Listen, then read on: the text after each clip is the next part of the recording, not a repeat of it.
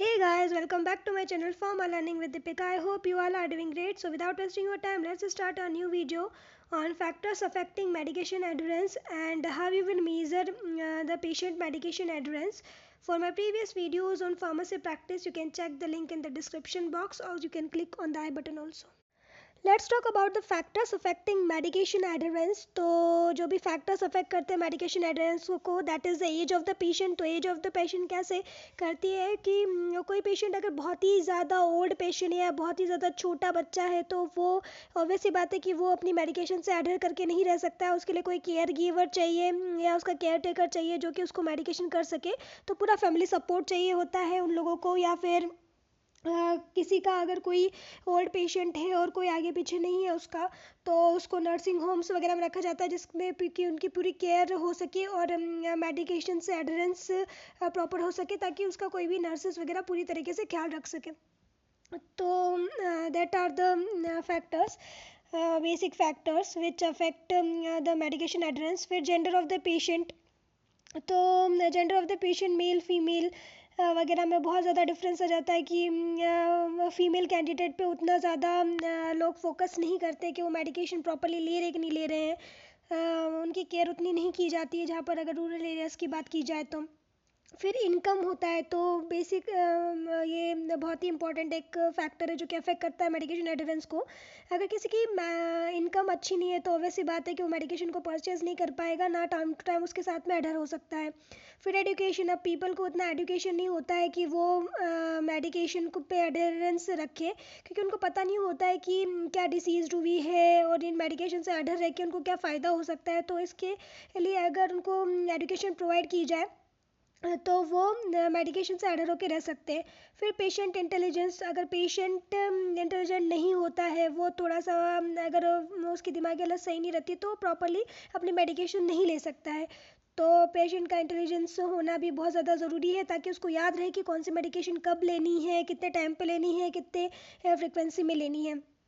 फिर knowledge about the disease, तो patient को बहुत बार उनकी डिसीज़ से रिलेटेड कोई नॉलेज नहीं होता है, तो फार्मासिस्ट की रिस्पॉन्सिबिलिटी कि उनकी डिसीज़ के बारे में भी उनको नॉलेज प्रोवाइड करें ताकि कि वो मेडिकेशन से एडहेर रह सके, कि उनको पता चले कि कितना इंपॉर्टेंट है उस डिसीज़ को क्योर करने के लिए उन मेडिसिन पे एडहेर रहना।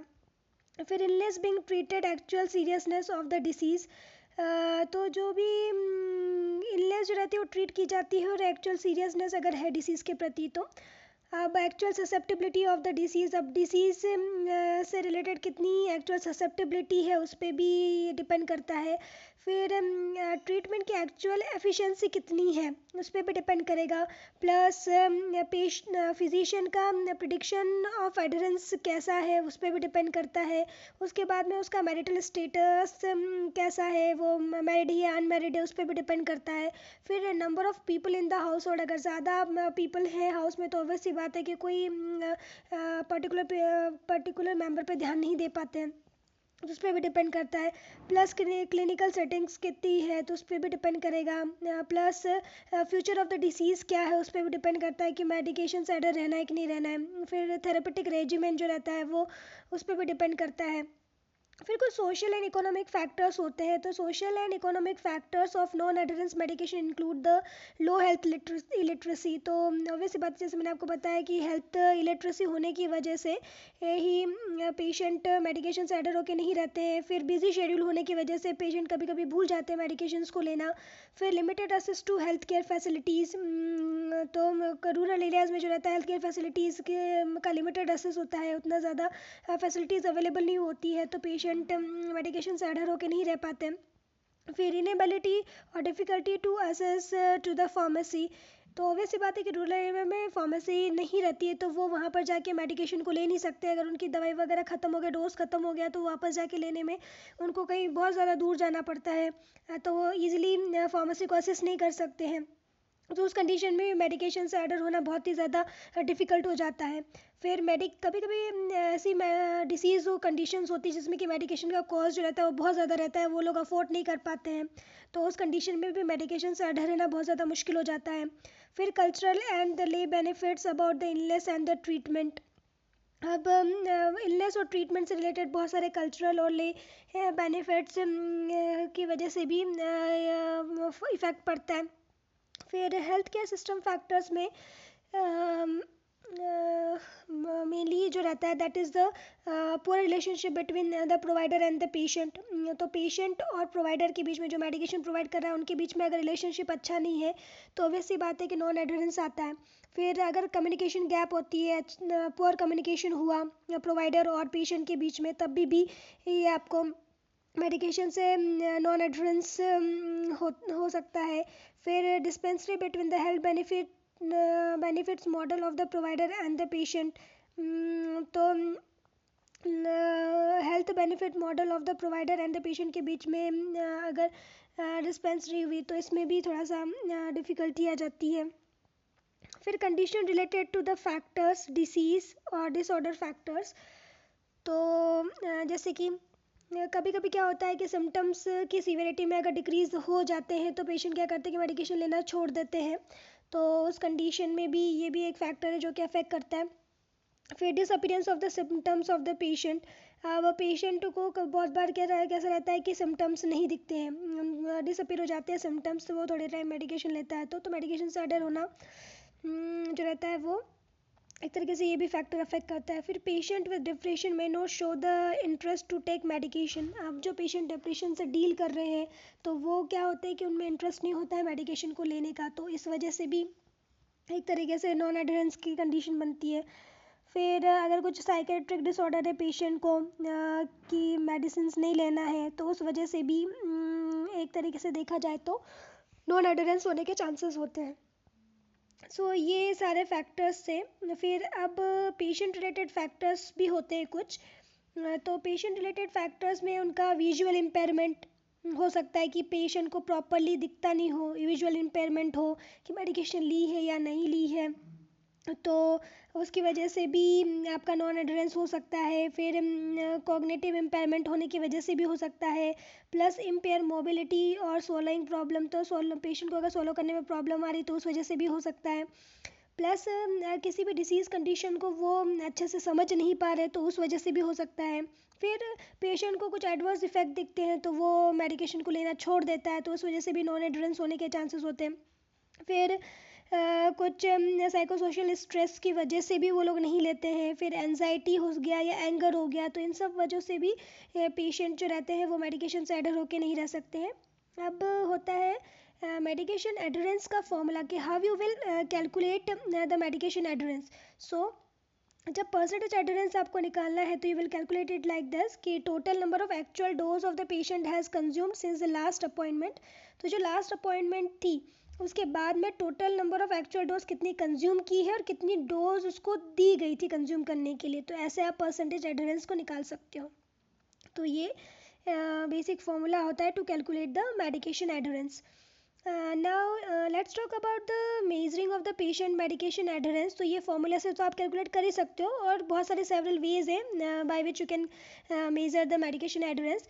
तो एक होता है आपका medication event monitoring system that is called as the MEMS, MEMS। क्या फुल फॉर्म है इसका? Medication event monitoring system. तो बहुत सारे there are most of the accurate methods for measuring the adherence because they record the date and the time of the medication bottle was open through the micro processor technology embedded in the cap. तो cap के अंदर एक micro processor technology embedded रहती है, तो उससे आपको पता चल जाता है कि कौन सी डेट और कौन से टाइम पे मेडिकेशन ली गई है बॉटल को, जब और कौन से टाइम पे बॉटल को ओपन किया गया। तो अब जो माइक्रो प्रोसेसर टेक्नोलॉजी रहती है उसका क्या यूज़ होता है, बेसिक एडवांटेजेस क्या है कि इससे आपको कितने डोज रिमूव करे गए हैं वो पता चल जाता है। प्लस ये जो भी डिफरेंट डिवाइसेस यूज़ होते हैं हर एक मेडिकेशन के लिए तो बहुत ज़्यादा एक्सपेंसिव यूज़ होते हैं, तो ये एक तरीके से थोड़ा सा चीप सिस्टम है। फिर देखा जाए तो ये एक तरीके से इम्प्रैक्टिकल वे है to determine the adherence in clinical practice, पर फिर भी ठीक है, मतलब कि आप डिटरमाइन कर सकते हो।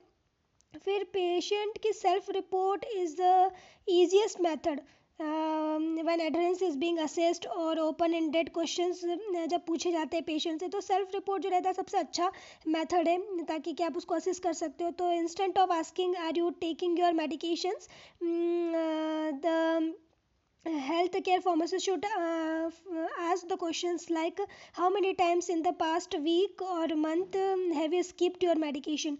तो टेकन की बजाय आप ये क्वेश्चन पूछिए कि कितने कब उसने स्किप करी है. तो आप पिल्स काउंट कर सकते हैं, फार्मेसी डेटाबेस और रिफिल रेट्स को आप देख सकते हैं, plus blood levels which also are employed in research and more feasible options for the clinical practice.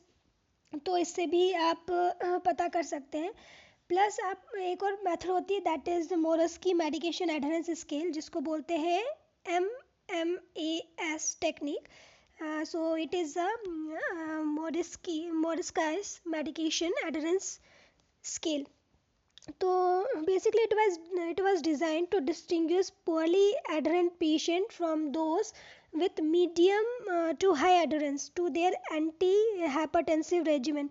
तो एंटी हाइपरटेंसिव रेजिमेंट को कैसे फॉलो करते हैं पेशेंट जो कि पुअरली एडरेंट पेशेंट से, उसको डिस्टिंग्विश किया गया मीडियम टू हाई एडरेंस पेशेंट से. तो जो मोरस्काई मेडिकेशन एडरेंस स्केल है, तो उसमें बहुत सारे क्वेश्चंस ऐसे पूछे गए हैं. Multiple reasons for non adherence and regiment complexity can lead to the non compliance. So the scale contained a question assessing whether the patient feel hazard, trouble या tensed feel तो नहीं कर रहा है about his or her regimen. तो patient को basically इसमें क्या होता है कि नंबर ऑफ़ क्वेश्चंस पेशेंट से पूछे जाते हैं, जिसमें कि उसके नॉन एडरेंस का रीज़न क्या है और रेजिमेंट की कॉम्प्लेक्सिटी की वजह से पेशेंट को नॉन कंप्लायंस तो नहीं हो रहा है. तो इसमें पेशेंट अगर कुछ ट्रबल या टेंस्ड फील करता है उसके रेजिमेंट से लेके, तो ये सारे क्वेश्चनिंग उनसे की जाती है. Since patient tend to give their health care pharmacy positive answer to please them, the question in Morisca study were faced to avoid this bias. So each question measure a specific medication taking behavior rather than adherence or compliance behavior. तो specific medication taking behaviour को ये define करता है, measure करता है. तो हर एक question उससे रिलेटेड होते हैं रादर देन देयर एडहेरेंस और compliance behaviour. That's all for today. Thank you for watching. I hope you are liking my videos. If you like my videos, then subscribe to my channel and share my videos as much as you can with your friends and family members. Stay safe and healthy. Bye bye. Take care.